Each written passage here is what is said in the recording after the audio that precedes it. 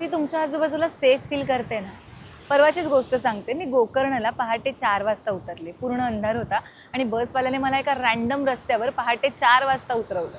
तिकडे फक्त कुत्रे होते, म्हणजे मोजून 14 कुत्रे होते.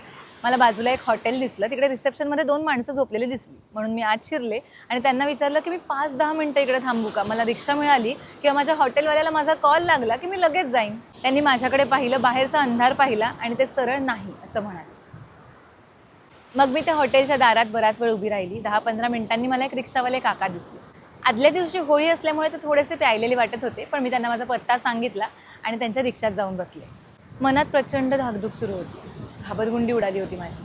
मग मी माझ्या एका मित्राला फोन केला पहाटे 4 वाजता. त्याला लाईव्ह लोकेशन पाठवलं, रिक्षाचा फोटोही पाठवला. त्याने मला एक प्रश्न विचारला, तुझ्याकडे पेपर स्प्रे आहे का? मी म्हटलं नाही. आम्ही दोघंही काही सेकंदासाठी एकदम शांत झालो.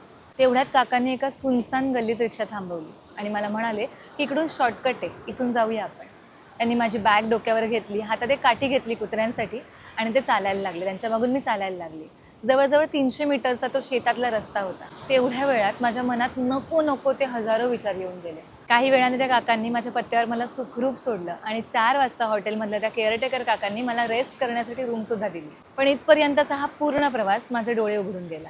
याच जागी एखादा मुलगा असता तर त्याच्या मनात आले असते का इतके सारे विचार? किंवा एखाद्या परपुरुषासोबत असा रात्रीचा प्रवास करताना त्यालाही रिस्की वाटलं असतं का? हा प्रश्न इथपर्यंत ऐकणाऱ्या प्रत्येक पुरुषाला आहे माझा.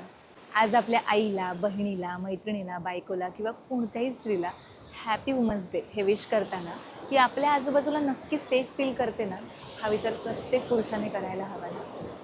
Happy women's day.